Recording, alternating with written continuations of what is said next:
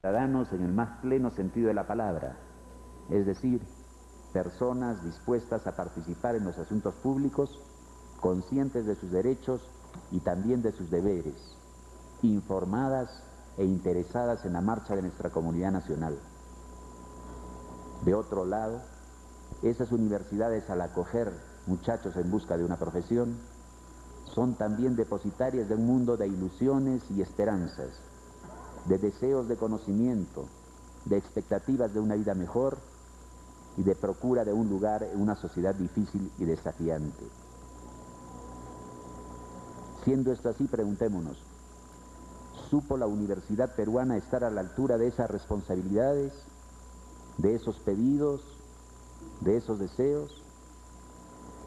¿Qué elementos de su organización o de su funcionamiento práctico no permitieron que esas obligaciones fueran cumplidas, como que no la fueron? ¿Faltaron las autoridades, los profesores y, por qué no, los estudiantes mismos a los deberes que habían de asumir libremente? Estas preguntas deben formar parte de una reflexión amplia sobre la universidad peruana y sobre los años de violencia política. Es así porque, no lo olvidemos, si la universidad fue por un lado objeto de atropellos que debemos denunciar sin tapujos, por otro lado, y a pena decirlo, no cumplió con su papel de reserva y fuente de alternativas a la violencia que se apoderaba en el país. Y al hablar de este tema, es necesario convocar a una reflexión sobre la manera en que la política, ese campo donde el idealismo y la razón, donde las grandes inquietudes por el bien público han de ser el horizonte general, se transformó en muchas universidades en un simple espíritu de secta, de facción, expresado en la proliferación de minúsculos grupos de ideologías cerradas, muchas veces indistinguibles unas de otras, enfrentadas con gran beligerancia, pero todas coincidentes en tergiversar el sentido de las instituciones que aspiraban a gobernar. Muchas ilusiones perdidas, muchos destinos cegados, muchas tragedias que no deben repetirse, son finalmente la herencia de estos años. Pero en ellos es forzoso resaltarlo, y esto es algo que hay que rescatar. No faltaron, decía, y en el fondo constituyeron una silenciosa mayoría, autoridades, profesores y estudiantes leales al espíritu de la institución universitaria y con una genuina vocación por el conocimiento y el servicio público. Al hacer este balance hay que tenerlos presentes, porque su ejemplo, junto con el reconocimiento valiente de los errores cometidos y la proclamación de la verdad sobre los atropellos sufridos, puede ser la fuente para una recuperación de nuestras universidades como espacios de saber y de edificación democrática. Ese es el deseo de la Comisión de la Verdad, ese es el horizonte dentro del cual se inscribe la audiencia pública que hoy iniciamos y que declaro inaugurada.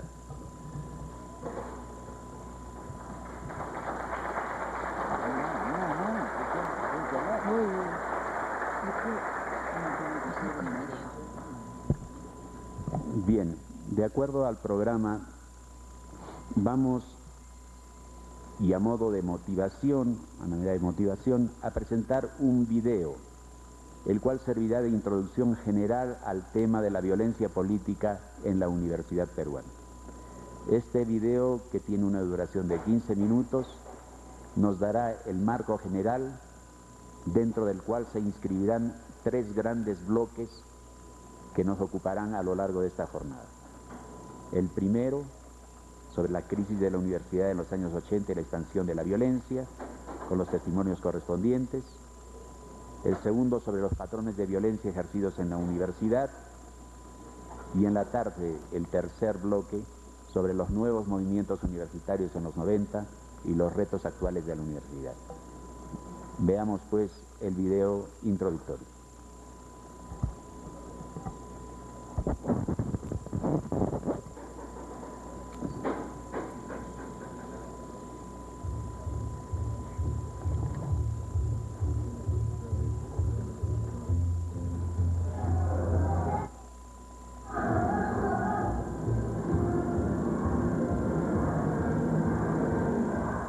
el poder constituyente es la expresión suprema del poder del pueblo como tal.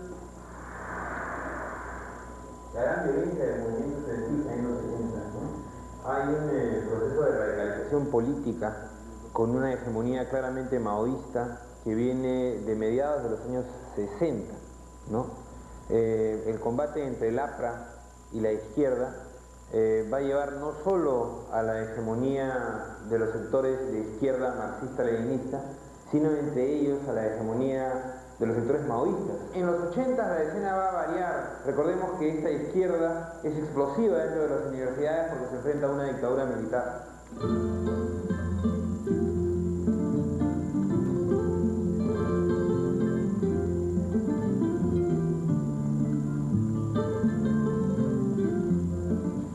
Estudié en la Universidad San Cristóbal de Huamanga en 1982. El clima universitario era tenso. Ya ellos de alguna u otra manera estaban planificando salir de la universidad, del claustro universitario, dirigirse a la sociedad. Teníamos tareas en el periodismo histórico y todo no lo podíamos hacer en la universidad, nos prestábamos los libros y llevábamos a la casa. Y en ese tránsito nos deteníamos.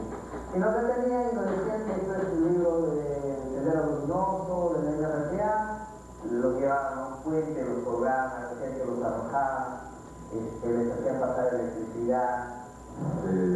Fuimos a sacar, por ejemplo, destruido los puntos de la universidad, no solamente asesinando a trabajadores, etc., sino también destruyendo operaciones, canales, y uno de los atentados más graves que fue la Universidad de los años, que es el atentado contra la residencia de estudiantes, donde se destruyeron las imprentas, el departamento médico, que es como todos los estudiantes, la unidad de transporte, fueron totalmente destruidos.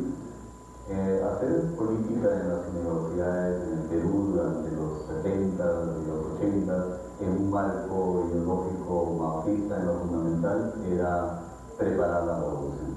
Y la revolución se entendía como una confrontación con el Estado. Acá tenemos de todas las tendencias en la universidad. Y siempre ha sido así la universidad. Solamente que en los años 80 había una mayor preponderancia de las agrupaciones de izquierda en general.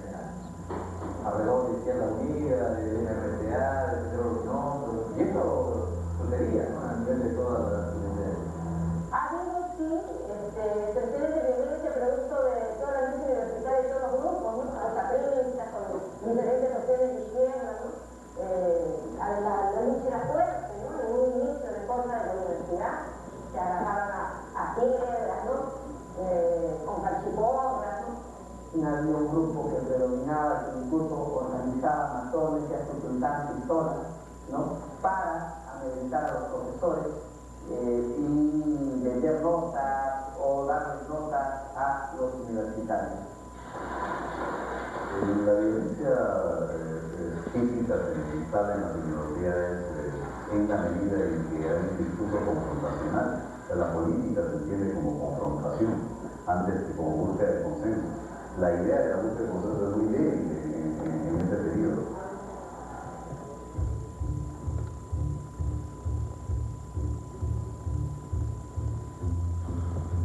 Vivía un nivel permanente de inseguridad.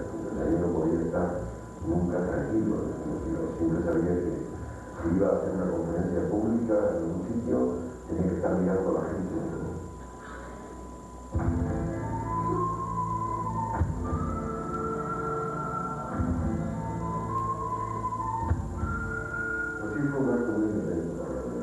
Fueron muy maltratados los alumnos que estaban en las residencias universitarias. La invitación fue traerlos, llevarlos a diversos cuarteles. El ejecutivo nos convocó y conversamos con el ejecutivo y nos informó que había una presión por parte del poder militar para que el ejecutivo tomase una actitud mucho más fuerte en la represión. Las intervenciones en la universidad fueron historia continua, aún antes de que hubieran brotes de violencia armada en la universidad. Tenían que ver con la constante lucha por ventas, que era la lógica reivindicativa en la universidad. Ya han ingresado efectivos de la Unidad Especial de Desactivación de Explosivos. Es decir, la universidad para ellos era básicamente una suerte de entre caja de resonancia y espacio digamos, de difusión o de incorporación de poder político, digamos, ¿no? de combatientes, militantes, en fin.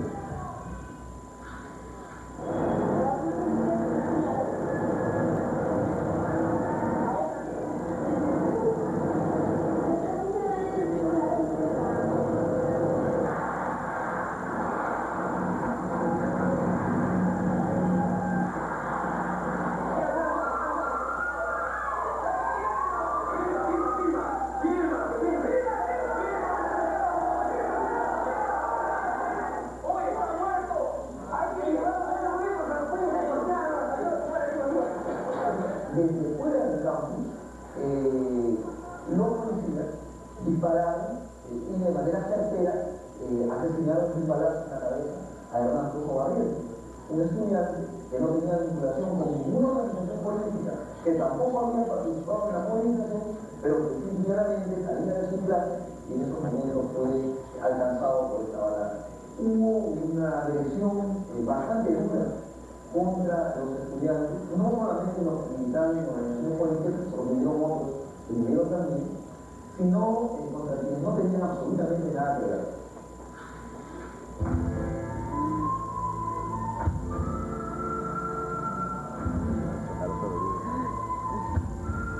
Había una partida desaparecido, a los 2 días de su desaparición, nosotros nos movilizamos en la universidad, nosotros efectivamente a poner paneles, a poner pancartas, y al tercer día aparece su cabeza y su mano dinamitada en la Pampa de San Bartolo. La Pampa de San Bartolo es una zona de entrenamiento exclusivo militar. Meses más tarde tenemos una nueva desaparición en la universidad, que es la de Ernesto Castillo Páez, primo hermano de Abel.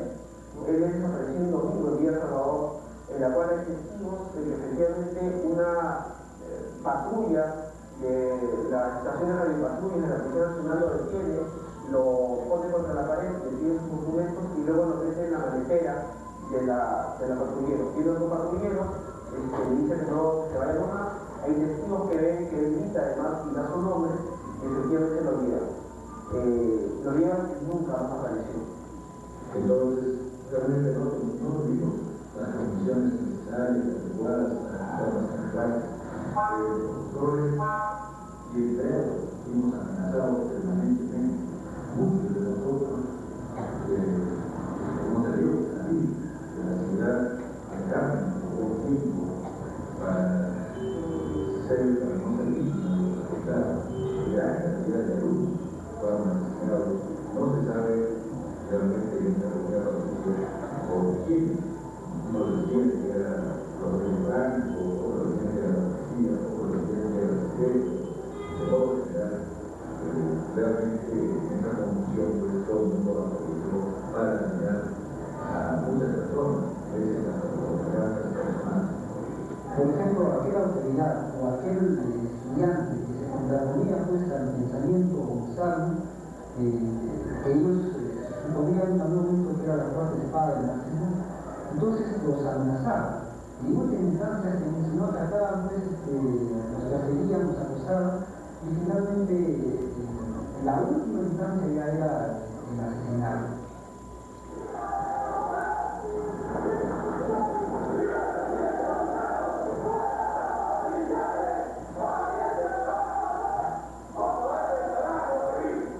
Los grupos alzados en armas se desgastan a finales de los 80. Y los primeros 2 años de los 90 ya se van retirando.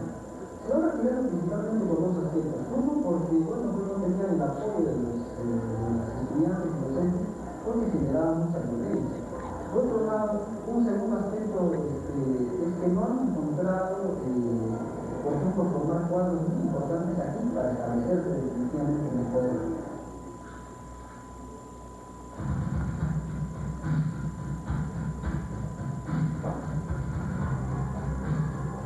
se implementa una visita a la universidad, ¿no?, de ingenieros civiles que acompañaron de empleados militares, ¿no? Estos habían cambiado los fusiles por los botes de pintura en las noches, ingresan a clases, son rechazados por una parte importante de los estudiantes, pero son aceptados por una parte más importante todavía. La Fuerza Armada ingresa en esa universidad en 1992. Pero si uno dijera que ya se había acabado la violencia, no fue así. O sea, con la inclusión de la Fuerza Armada entramos a una segunda etapa de la violencia terrorista. Los militares se posicionaron lo que ahora es, siempre fue la capilla, y estuvieron ahí en la base. Entonces tenía la base y tenía el control de la universidad.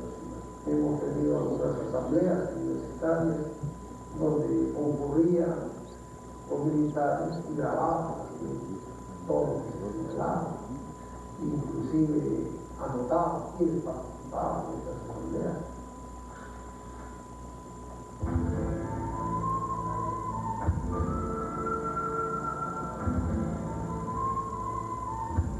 Un viernes en la noche, 18 de julio de 92, llevan a 9 estudiantes y a un profesor. Fuimos a buscar al cuartel Rima, nos fuimos a la Fórmula, a todos los cuarteles. No encontramos ahí a ninguno, nos fuimos a la comisaría tampoco. Y así fue yendo día en día, y son 10 años.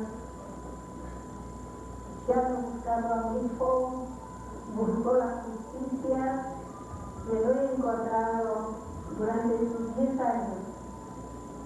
Un hecho perverso, definitivamente, que ha marcado la mente de la juventud del año 92 para adelante, ¿no? Eso ha tenido un efecto, tuvo un efecto pernicioso, enormemente pernicioso contra los estudiantes que protestaban, en Lima, fundamentalmente, ¿no? Desde esa fecha fue muy difícil organizar una protesta al interior de la universidad, ¿no? Porque había un temor, había un miedo.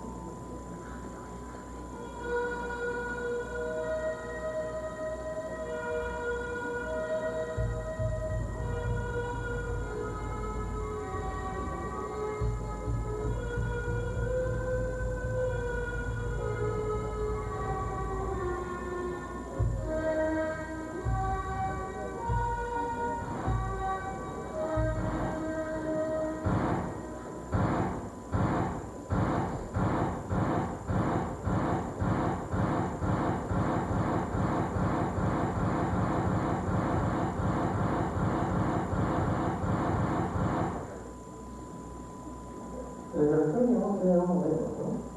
Tiene un momento de liberación militar, que era claramente una intervención para ver el tema de la presencia del delito, ¿sí? Y de alguna manera también de represión general, y otro, la intervención, digamos, administrativa, ¿no?, política.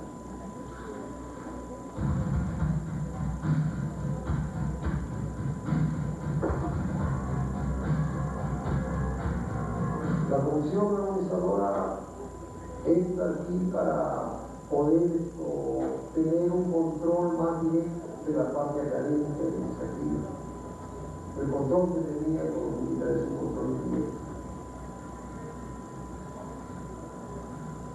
En un primer momento inicia una evaluación docente, donde separa alrededor de 2.600 profesores. Luego hace una evaluación a los trabajadores administrativos, donde separa alrededor de 200. Y luego hace la separación a los estudiantes.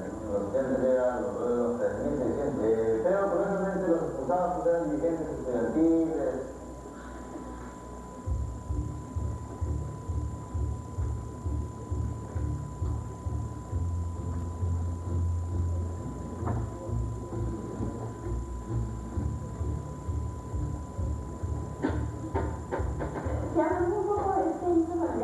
La marcha que se hizo en contra de la ley de amnistía, por ejemplo,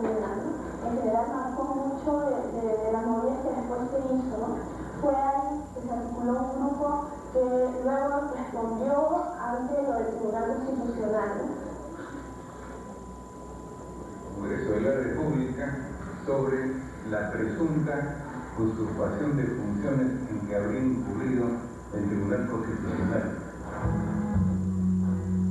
El 4 de junio de 1997 nos organizamos la Facultad de Derecho de la San Martín y la Facultad de Derecho de Lima. Hicimos una suma compacta de 3.000 a 3.500 universitarios. Y a partir de ahí nos dirigimos la marcha por las calles de San Isidro y recibimos el apoyo de la población saliente de sus balcones, de sus ventanas y nos aplaudían.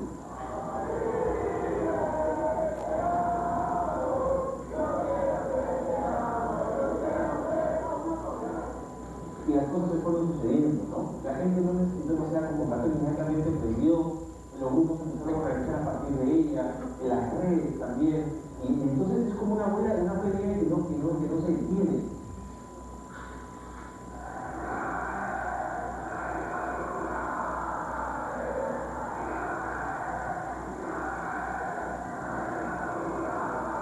El 4 de junio del 98, conmemorando el tema de la primera salida, y es ahí donde sucede acá en el centro de Lima una bolsita tremenda que será los estudiantes del pasaje horario.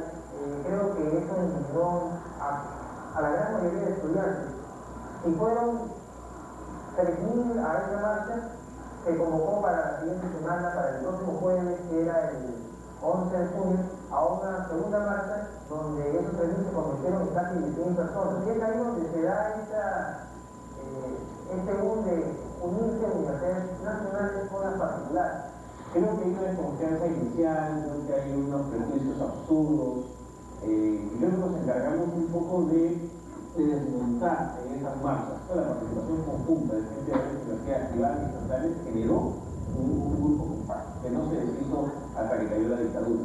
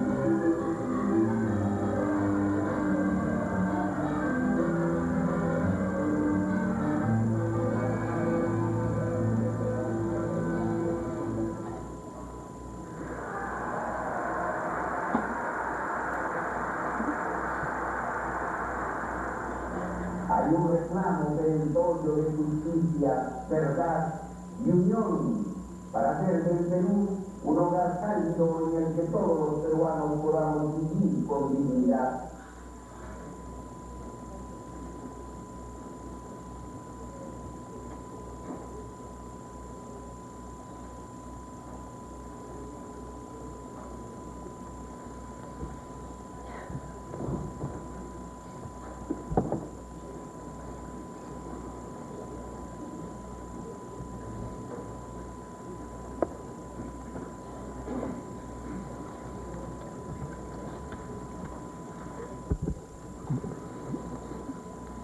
Comenzaremos después de la exhibición de este video con el primer bloque de nuestra audiencia sobre comunidad universitaria. Este primer bloque trata sobre la crisis de la universidad y la expansión de la violencia. Durante todo el siglo XX, la educación fue una de las grandes promesas de la vida peruana.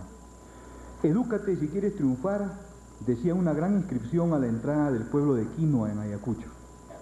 Quien estudia triunfa, se llamaba uno de los programas radiales más populares. Aprovechando esa ventana de oportunidad que les ofrecía el discurso modernizante del Estado, millones de peruanos actuaron y se movilizaron.